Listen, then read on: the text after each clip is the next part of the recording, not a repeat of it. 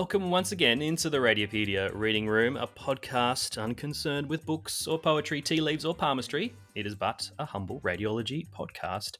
My name is Andrew Dixon, and joining me to extend his weekly podcast attendance streak to 11 and earning himself a gold badge in the process, it's my co-host, Frank Gaylard.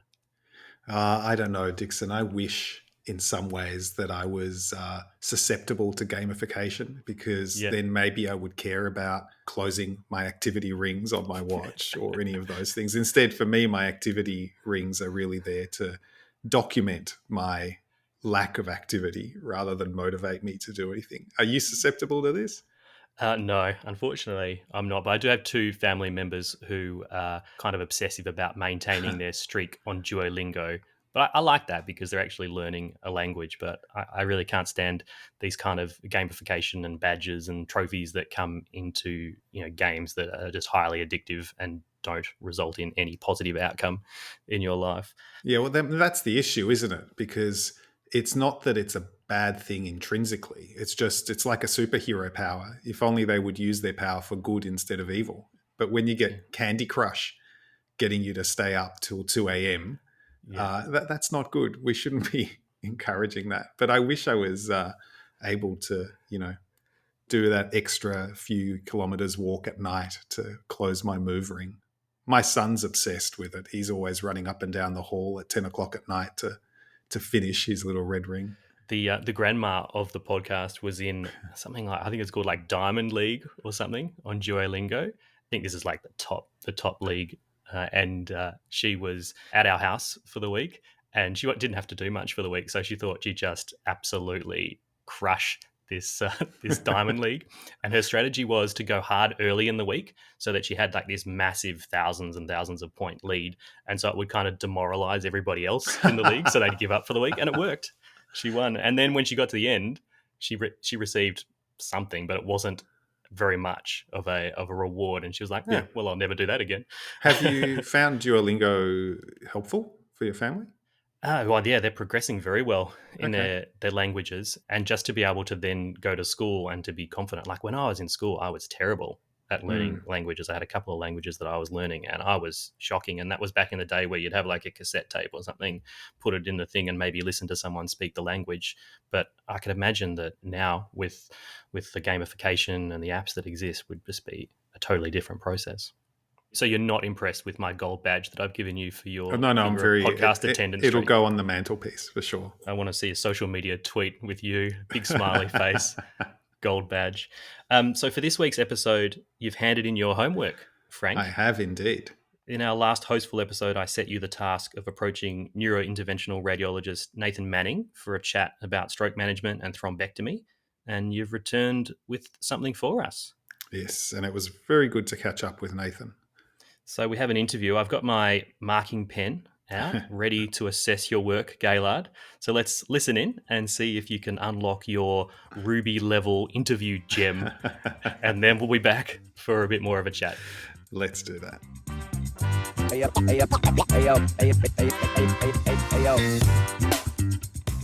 I'm joined today by Nathan Manning. How are you, Nathan? I'm great, Frank. How are you? I'm well. Now, you're sort of a friend of the podcast without actually having been on the podcast yet, because both Andrew and I do know you. You went through training with Andrew, is that right? Yeah, we were the same year, different hospitals, but same year, and studied together a bit, and obviously went to lectures together. Do you remember Andrew from there? What was he like? Yeah, I sad to say, very competent, even back there. Was he cocky? Was he very, very cocky? You're talking to me, sorry, but in comparison, not so much. But I can remember having an argument with him about whether or not AI was going to take over diagnostic radiology. And I guess from my career choice, I was arguing in the affirmative that it was only a matter of time. And he was saying it definitely wasn't. And so I guess so far he's been right. Yeah, it is only a matter of time, though. It's just a question of whether time comes before or after we pay off our mortgages. Yeah. And I remember you because you trained at Royal Melbourne. And I think I must have been either a fellow or a senior registrar because I was in on your interview, and you told some story. It was very impressive about rock climbing and how it was just you and the mountain. You spoke very well, and I'm not surprised that you've gone on now to be an interventional radiologist in Sydney after doing training in New York. Is that right? Yeah, I did one fellowship at Royal Melbourne, doing both body and neuro. And then I went over to Columbia in New York and did 2 extra years of just neuro there. And now you're purely a neurointerventionalist in Sydney. That's right. You do not want my opinion on an MRI unless it's to work out if someone's had a stroke or an aneurysm. I probably want your opinion on an MRI more than you want me coiling an aneurysm. Maybe. Now, the reason you're here is because there was a very big trial, the SELECT-2 trial, that was published recently in the New England Journal. And as we were leafing through it, we noticed that your name, along with a whole bunch of other people that we recognize from Melbourne, was there. And we thought, this is a practice-changing trial, along with the Angel Aspects trial that came out at the same time.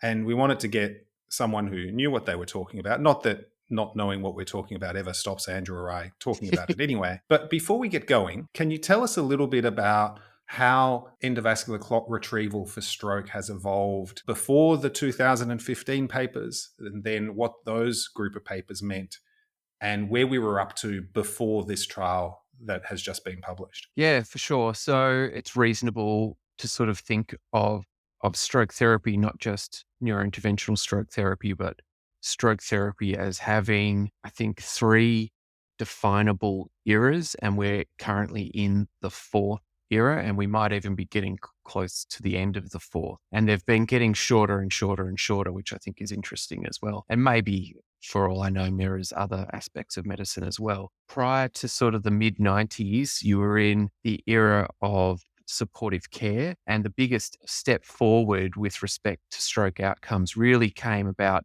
from the introduction of stroke units, where you were gathering together experts, not just neurologists, but allied health people, nursing staff. You were preventing the things that were really killing stroke patients, which were things like aspiration pneumonias and other infections and PEs. And that made a huge difference in outcomes without actually changing the stroke at all. Yep. And that's sort of similar, I suppose, to trauma, where, you have your primary injuries and then you have all your secondary injuries, and it's the secondary ones that you can avoid the most easily. That's a great analogy because it also represents the mindset that the stroke was unavoidable, or once it had occurred, there was nothing you could do, much in the same way as can't reverse a car accident. They've got their injuries, Yep. and then you've got to supportively care them. And then in the mid-90s, systemic thrombolysis sort of broke through. And that's a really fascinating story. It doesn't have a lot to do with radiology. It has a little bit to do with it, but doesn't have a lot to do with it. And when you delve into it, it was far from certain that systemic thrombolysis was going to be proven effective.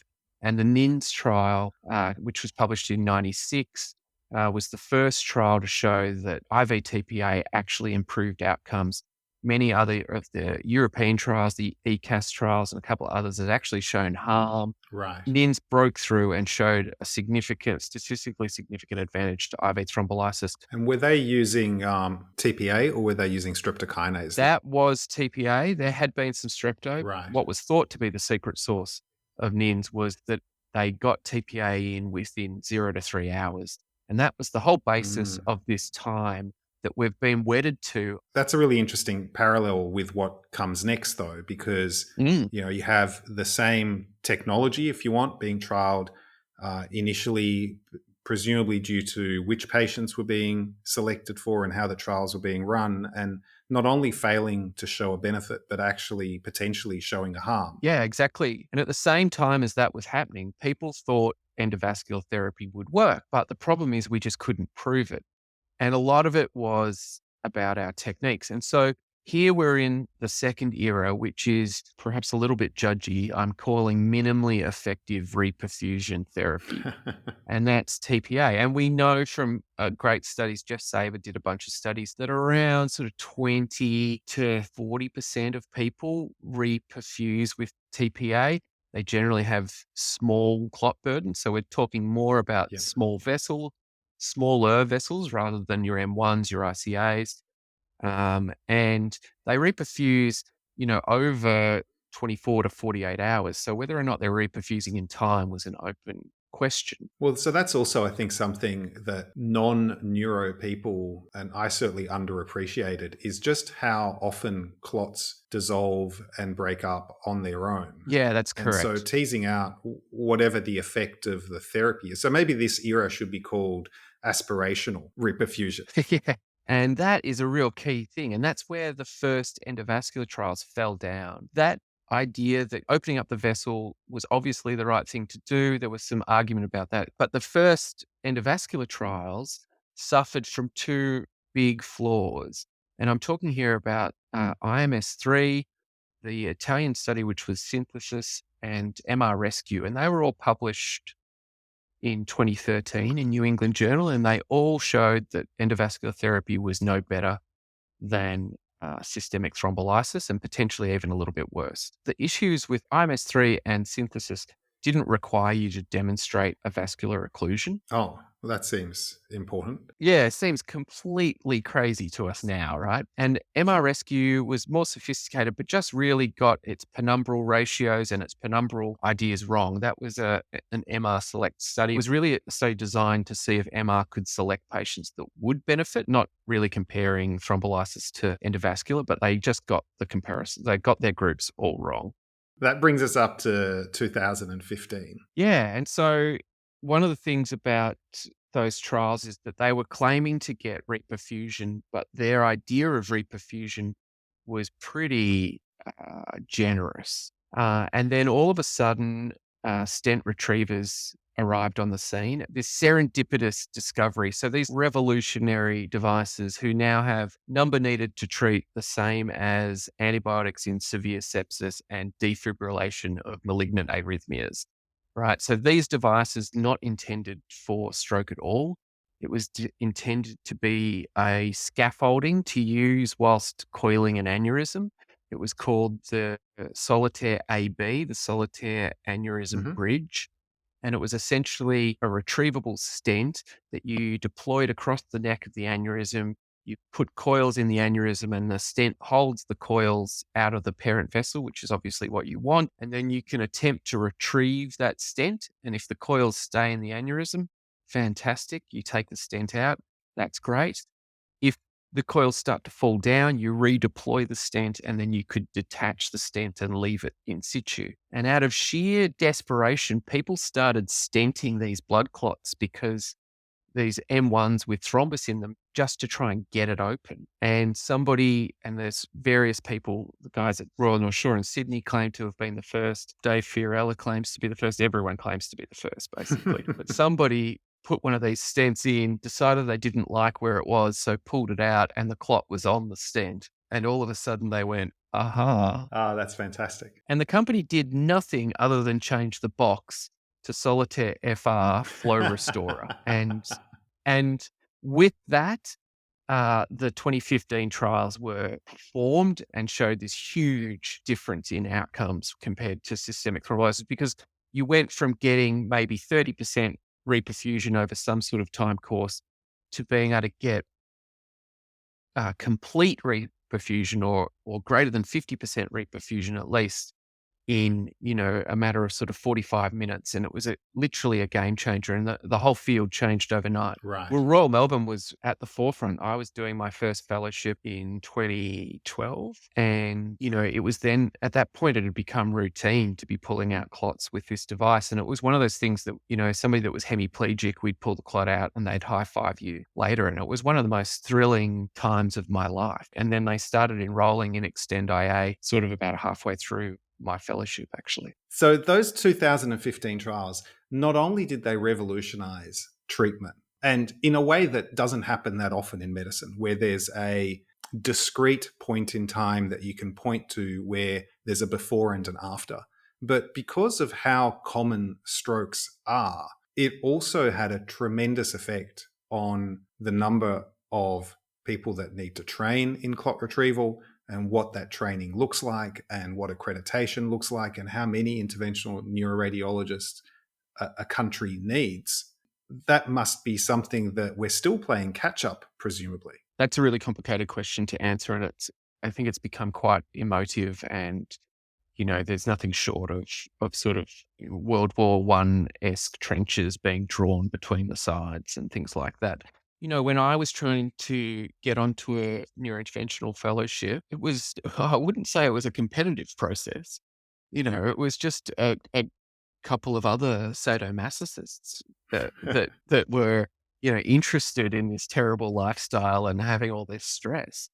During my fellowship years, there was this huge revolution where suddenly had this confidence that we were really helping people, and all this work to do, which was predominantly happening sort of between, it seems to be between sort of 10 p.m. and 5 a.m., which is a huge issue. But the converse is that the aneurysms haven't grown commensurately, the AVMs haven't grown commensurately. So we can't have lots and lots of people doing a stroke that like we need, and also doing aneurysms and AVMs. And so by the same token, you can't really create a two-tier specialty.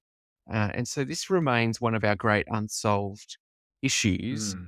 Yeah, that's a really interesting point. And one of the things that resulted in this change is not just the fact that clot retrieval worked, but it was within 6 hours. Is that right? Yeah. Some went out to 8, but yeah, the predominant was out to 6. And also, they were excluding patients that had very large cores. Yeah, that's correct. Extend IA, which was very, very heavily imaging based. It was a real CTP and thrombectomy trial. And, what it did, which I think was brilliant from Peter and Bruce, was it identified patients with the most to lose, right? So you had patients that had pretty small cores and big penumbras. And if they didn't open that vessel, they were going to end up with big strokes.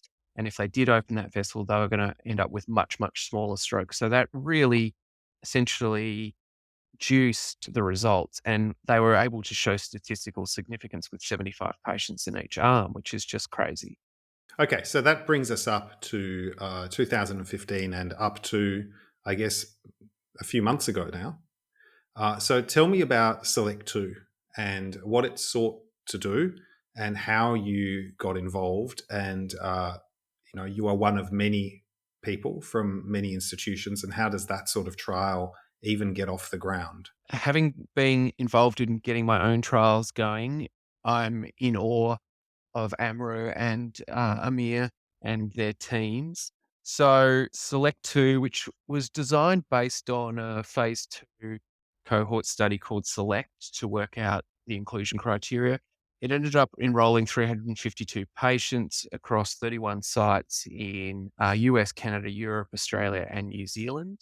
It was stopped early because of the publication of a Japanese study of similar but significantly different patient group, which showed that mechanical thrombectomy was superior to medical management. And that prompted review of the Data Monitoring and Safety Board, and they recommended early termination of the trial. The selection criteria, it was 18 to 85-year-olds, although I would wager that there were very few 18-year-olds. You had to be MRS 0 to 1 to get in, which is essentially no or minimal disability. You're entirely functionally independent and pretty normal. And you had to have either an aspect score of 3 to 5, which indicates a pretty big stroke, more than half the hemisphere. Yeah, so let's just pause there. And for people that aren't familiar with the aspects, so aspects is on non-contrast CT, and it defines a number of regions at different levels of the brain, and you start losing points for the more regions that are involved. Yeah, aspects of 10 means there's no evidence of early ischemic change. And the early ischemic change is limited to loss of grey-white differentiation. So you don't use things like sulcal swelling sulcal effacement or swelling or things like that. You need to see preservation of grey-white differentiation.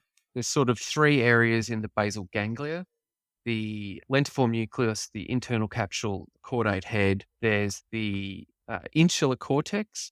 and that's at the one level. And then there's 6 sort of cortical regions that are sort of at and above the level of the ventricles. And every time any part of that on at least 2 contiguous slices demonstrates loss of grey-white function, you lose a point. But, in aspects of 3 means that about 70% of the hemisphere is gone. Yeah, and that's a really important thing because it's a big stroke that used to be excluded from these trials and used to not receive Yeah. endovascular clot So the retrieval. idea was that it was kind of a waste of everyone's time and resources, and that can sound barbaric, but these are expensive procedures. And, every 85-year-old you put in the ICU with a stroke that you don't think is going to recover, perhaps the 18-year-old having a car accident doesn't get as good care. So, I mean, that's an enormous topic that's, well beyond the scope of any short format podcast because it really strikes at the heart of ethics and morality and who should be making these decisions. But I think everyone can agree that however these decisions are made, we need to do it with the best information that we have at our disposal. And so these trials are crucial in making sensible evidence-based decisions. Okay, and so now let's get to the juicy thing about what Select 2 found and what this means to everyday practice of stroke management. yeah. So I think, as we said, aspects 3 to 5, or a core on either MRI, i.e. DWI, or CTP, and that would have been a relative CBF of 30% or less of normal, of 50 mils, which I think is a pretty small, big core. Mm-hmm. There's still some autonomy, I think, for individual investigators, and we decided that we wouldn't, we would only accept truly big cores. We would only randomize truly big cores. We basically decided that we would only randomize patients for this study whom we would not normally have offered ECR. Right. Well, and that's the question that needed answering. Yeah, and that was a local decision. As always, the devil's in the detail, and the more you start scratching the surface, the harder it is to really understand what's going on. Well, I think that's a really good point. So a couple of points I do want to make. This trial essentially was actually quite highly effective. It showed an odds ratio of downshifting your MRS, so improving your 90-day functional outcome. And so MRS is the modified Rankin scale, which is a disability scale. Is that correct? That's right. And so, 0 is no disability whatsoever. 1 is minimal symptoms and you can live an entirely normal life and do everything that you want to do, but you do have symptoms. 2 is you're entirely independent, but there are some things you used to be able to do that you can no longer do. 3 is you need a little bit of assistance, but you can ambulate independently.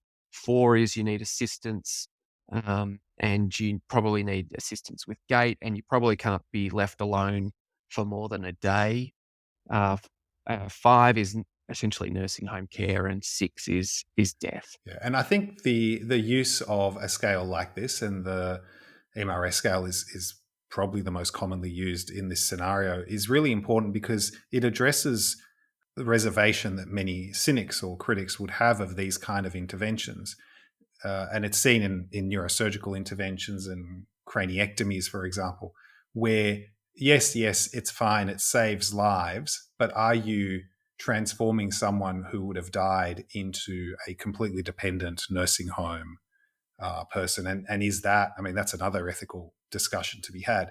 But both the 2015 trials and now, you're really showing that not only is your survival better, and you're pushing people to better outcomes in every section. That's right. In the 2015 trials, and then also the Diffuse 3 and Dawn, which looked at going out to 24 hours, in fact, there was no difference between the two groups for MRS6. So the same number of people died in both groups. And all that you did was move people out of nursing home or out of dependency and down into better outcomes. 0 to 3 means that you're living at home comfortably.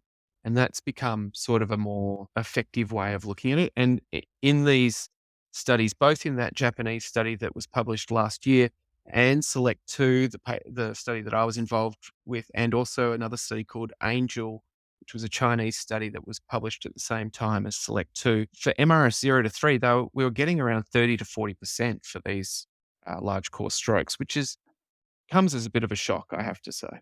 Well, and I think, again, ethics and morality aside, the reality is that economic constraints exist in every health system of every country. And so noticing that treatments displace people from very expensive, intensive, supportive care back to the community not only sounds awesome for the patients, but actually really offsets potentially the cost of the intervention. Absolutely. One of the really genius analysis that was done in Extend IA, and I'm shocked that it's not done more commonly, they looked at the number of days spent at home in the first 90 days post-stroke. And the mechanical thrombectomy, I think the median was like 60 days spent at home out of the first 90, and the IV thrombolysis was something like 17. Right, a massive difference. And so just with that alone, you've paid for that operation, 10 times over. Yeah, and I think those are the calculus that need to be included when looking at any of these interventions. You can't just look at the cost of the stent. You have to look at the cost and savings on both sides, and also, I guess, at the opportunity cost. What aren't you doing with that money, or the angiolab, or that radiologist? That's very true. And these are ridiculously complicated questions. Yeah. Well, so I guess what this trial shows is that taking clots out of big cores does not lead to a big rise in post-retrieval hemorrhages, for example. Absolutely. In fact, in Select 2, there were less hemorrhages, I think, in the ECR group than the medical managed group. In Angel and in the Japanese study, I think it was slightly more in the ECR group than the medical managed group, but not very significant. There was no evidence of increased craniectomies or evidence of malignant edema. So it does seem to be safe to do, certainly. It seems to be effective in these patients. And I think if you want to know what I think is the next trial to do is whether or not we really need to do so much imaging. Well, that's right. The further you go and the further you show that you're not doing harm by retrieving, the less emphasis you need to put on exactly defining the size of the core or the penumbra. Exactly. Have a go. Exactly. And I think that kind of, if I had all the resources in the world and could run my own trial, that's the trial I'd be doing. And personally, I would love the idea of not having to do stroke protocol imaging ever again. Just one non-contrast CT slice through the ventricles, and that's it. That's what you get.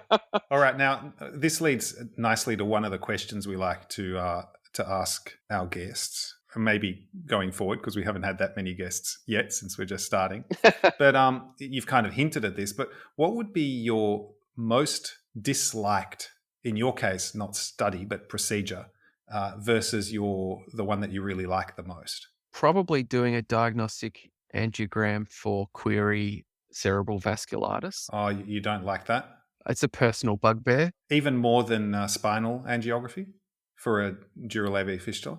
No, I don't mind that because we don't do it so often. But to be honest, what I really hate doing is trying to embolize an AVM or something like that. But that's not about annoyance. That's about sheer terror. Yeah, especially if they're asymptomatic young patients. Oh, That's I don't know how you do it, to tell you the truth.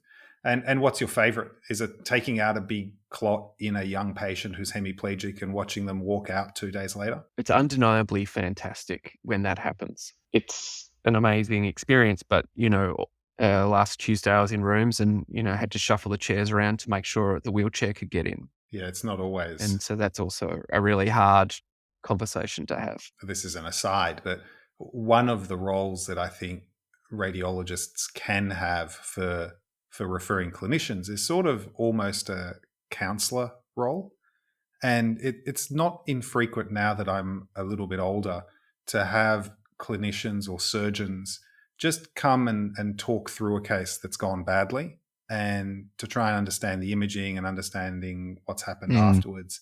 And every time I have one of those conversations, and I had a couple recently where completely through no fault of the surgeon and nothing could have been done differently, but there was a pretty devastating neurological deficit post-surgery. The fact that surgeons and folk like you need not only to go and see that patient the next day, but you need to do the next case on the list, and you need to come in the next day and do the same procedure on the next person.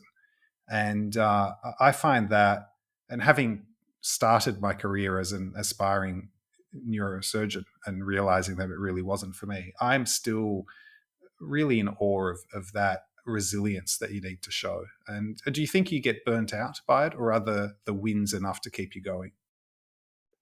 I don't know the answer. If I'm completely honest, I'm not convinced that that I can get through it all. Hmm. I think often I feel like I'm staring into a void without having any good answers to the questions, and really unsure. And I think, when bad things have happened, yeah, I really, it does hit. I mean, I'm sure it hits everyone hard, but it hits me hard. And I think often if another bad thing happens, I'm not sure I can take it. Yeah. And yet then you sort of build up, you get through the months and good things happen and you think, okay, yeah, maybe I can do this. Maybe I'm not terrible at it. And then a bad thing happens and you think, geez, maybe I am terrible at it. It is amazing how much of medicine and medicine in general, I don't think anyone really has a monopoly on this feeling, is about your self-confidence and how easily that can be shattered with a couple of misses, a couple of complications. But I mean, this is a very down, depressing way to end. And so if you're going to be a superhero, would you wear a cape or not? I would definitely. I picture you like a cape kind of Yeah, guy. I mean, I would wear one now, superhero or not, if I could. But I have thought about my superpower a lot, and I would like the power to sleep like 10 people so that I could sleep for 1 hour and it would be like 10 hours. Oh. That would be the superpower that I want. You haven't tried polyphasic sleeping? I mean, you do by just sheer nature of your work. I haven't tried it. I've got a friend, I'm not sure if he's still doing it, but for years he was sleeping from midnight to 3 a.m. and then having like 4 20-minute naps scattered through the day. And that was it. Ooh. I mean, it frees up a lot of time. He didn't blink quite as much as normal people do. And I think it had other effects. But anyway, Nathan, it's been a real pleasure speaking to you. And congratulations on the trial again. And hopefully you hang in there, because we need people like you, and get on and prove the next study. Well, I hope so. Thanks, Frank. It's been really fun. Great. Thanks, Nathan. Bye-bye. Cheers, mate. Bye.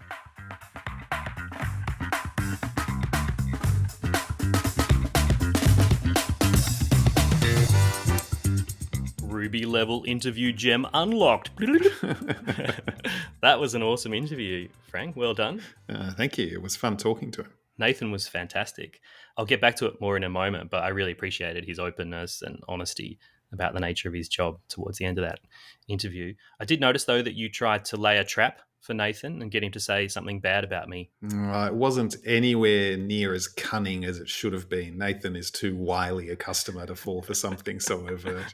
It was worth a shot, though. Yeah. Good try.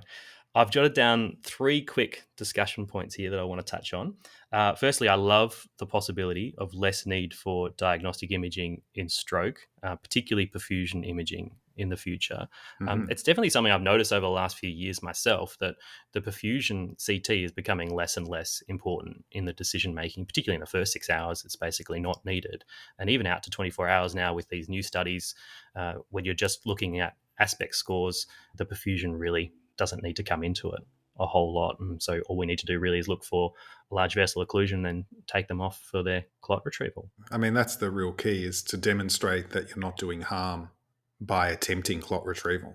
And this study gets some way there. It doesn't, seal the deal, but it seems to support the idea that you don't have too much to lose by retrieving clots. Yeah, I see a lot of artifacts and misinterpretation of perfusion CT. And so if we can cut that out of the process, we're potentially reducing harm because of, people over-relying on the technology of perfusion and not going back to the basics of, well, there's a large vessel occlusion, we should just go and retrieve this clot. And it is relatively high radiation dose as well. Yeah, and contrast as well. The second thing I've written down here is neurointerventional workforce stroke conundrum and the need for neurointerventional radiologists to be available in the nighttime, really from, I think Nathan mentioned 11 p.m. through to 5 a.m. for clot retrievals, but there's not enough for them to necessarily do during the daytime because the aneurysm work and the AVM work hasn't really increased over the years. I think that's a kind of important challenge for the future. It's one of the things that I wonder about is how much overlap there is between being a aneurysm and AVM and dual AV fistula treating neurointerventionalist versus clot retrieval. If you go back, say, 20 years, or probably a bit more, we just had interventional radiologists and diagnostic. And even that distinction was sort of blurred. And then the neurointervention got carved out as it was recognized that that was a different set of skills and that you couldn't necessarily treat these lesions if you were a peripheral interventionalist and vice versa. And so maybe clot retrieval as a subset is not the same thing as a general neurointerventionalist. And maybe you can have a group of clinicians or radiologists who can clot retrieve but can't do any of the other procedures. And during the day, they work as neurologists or diagnostic radiologists. I mean, we have neurology people doing neurointervention, but they do the whole gamut. Do you have neurointerventionists that are non-radiologists? Yeah, we have two at our hospital who are radiologists, and then we have one who's a neurosurgeon who does endovascular clot retrieval, and we also have one who's a neurologist who does retrievals as well. Do they also treat aneurysms and AVMs? I'm not sure that the neurologist does, but the neurosurgeon does. Right. And so that works quite well. But what can we get the neurointerventional radiologists doing during the daytime? I know they see a lot of their patients and preparing for their aneurysms and AVM procedures. But, I wonder whether the diagnostic side could be increased, whether, reporting the follow-up MRAs and CTAs on patients who've had coils could be something they do. Because I end up reporting a lot of those as a neuroradiologist. And I'm sure that the neurointerventional radiologist is also looking at the scan. It's just that they're not reporting them, and they probably have a better way of approaching them than I do. Based on my local experience, as much as I love my neurointerventionalist colleagues, they're a great bunch of people. They always seem to have a little bit of reticence to take on the whole CTA follow-up group. Maybe they can bring us coffees during the day if they've got nothing else to do. A bit of a neck rub. They can sit in the corner humming some tunes. I almost wonder whether if remotely operated robot-assisted clot retrieval could become a thing in the future, to perform a bit of a time shift, like we kind of do with teleradiology. Might have a reporting hub in London reporting after-hours films for Melbourne. Could you potentially have a neurointerventional radiologist sitting in London driving a robot in Melbourne to retrieve clots from a stroke patient? And you just need someone to put in the sheath and load up the machine locally. I don't know. Do those exist? I think there are angio robots available. I don't know if they clot retrieve, but it seems like an ideal, speaking as someone who knows nothing about it, sounds like an ideal situation where doing it in real life, you're already operating remotely in that you're handling at the groin something that's, moving a meter away via a catheter. And you're not dissecting through different tissue planes and all that kind of thing. You're really you're into the vessel, and then the vessel is guiding you. But yeah, I think we may be oversimplifying what it is to retrieve a clot. But I just wonder whether that may happen in the future that may help solve this problem of all the work or majority of the work occurring during the nighttime. It certainly solved the problem for after hours radiology, didn't it? Would you be interested in upskilling if your department said, look, we'll train you up to just clot retrieve, you don't need to do anything else? Would you take that on? Not with the current way in which the time occurs and you need to be available to do it. If it was driving a robot and it was during daytime hours and you got to do other work between times, I'd potentially do that. Especially if you got little badges for clot retrieval. Bling. Like, bing, that's 3 You've clots in retrieved. a row. Maybe that's what we need to do for neurointervention. That'll solve the whole out of hours problem. You get a badge for going in after 1 a.m. Yeah, we get the developers of Angry Birds to collaborate on a clot retrieval app. And the third thing I want to touch on was that part of the interview about the emotional drain of managing stroke, Yeah, burnout, picking yourself up after a case going wrong. I really want to commend Nathan for discussing those kind of things so openly, and also you, Frank, for taking him there. I think it's something that the trainees really need to hear, and that I don't think they do hear it that often. They kind of hear about the great side of interventional radiology, being able to Yeah. treat all these amazing things and have great patient outcomes. But I don't think they hear about necessarily the day-to-day reality of it. And so I think it is something that people really need to reflect on. So this podcast hopefully will be useful for trainees out there in their decision making. It's also, I think, that you're asking someone to make decisions about the rest of their life when they're young, and it's not necessarily the person they'll be later. Yeah.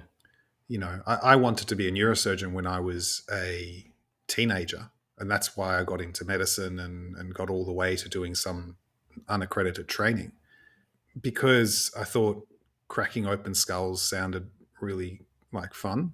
Yeah. And now, as a 40 something year old, the idea of being a neurosurgeon sounds awful. In fact, it sounded awful when I was 30 and actually started that process. But I don't think you want to ask a young person to decide what a middle-aged person wants to do when they've got a family, etc. Yeah. But you're right that I don't think people are honest about the impact that medicine can have on you psychologically and emotionally. These are the horrible experiences that you go through, and it takes a particular personality to deal with it. But I think it affects everyone. Yeah. And Nathan, I mean, as he admitted to, he's a guy who has a whole lot of confidence about Yeah, him, and absolutely. he's passionate about this job. It really is a vocation. But even a personality like that can be really beaten down by a job like that. I think the other thing that is still present in medicine culturally is this idea that you shouldn't show weakness and that these things shouldn't affect you. I think that is changing slowly, but it's still not admitted as often as it probably should be. That seeing someone die or have a stroke in front of you, especially at your hands, that's not a normal thing for people to deal with. And it's not surprising that it does have consequences. But historically, we've sort of avoided discussing this, I guess, in the same way as other stressful professions have. Like, I'm sure in the military, it was not discussed openly what the effects of conflict are, but they occur, and ignoring it makes it worse. So hopefully training programs, particularly those where that sort of events are likely, like emergency or neurosurgery or clot retrieval and neurointervention, hopefully they're taking that into account, and consultants are discussing openly with trainees before they embark on it what it Yeah. means to do this for a whole career. And to a lesser degree, it also happens in diagnostic radiology as well, doesn't it? You always have cases where you miss something that was really important, and the patient might have a delayed diagnosis or something because of your actions. And it's really important to reflect on that, not just dismiss it entirely and continue on with your job, but to reflect on that. How can I improve? But also, you don't want to let it destroy your confidence, and then Yeah. you're suddenly over protective. You're spending way too long on every single scan, and you're reporting very, very defensively. Yeah, that's a really good point. We probably should wrap things up here, Frank. How can people get in contact with us? Well, we are at Radiopedia on Twitter and on Instagram, as well as at Frank Gaylard and Dr. Andrew Dixon. And you can email us at podcast@radiopedia.org with any ideas and feedback, and I guess ideas for award badges for our guests and each other. So not next week, but the week after, we're planning a hostful episode. So if you have any topics that you want us to discuss, any recent journal articles for the Journal Club, etc., then please let us know and we'll see what we can do. And if you want to help support Radiopedia, then you can become a paid supporter via the website or purchase an all-access pass to our online courses and conference. Don't forget that doing so, you're helping us make all the conference free to everyone in 125 low and middle income countries. And what else can people do, Frank? And you can also help us by leaving a 5-star, no less than 5-star review in the podcast app of your choosing. Awesome. All right, we'll catch you all again sometime soon in the reading room. Stay rad. See you, mate. Bye-bye. Grab those gems.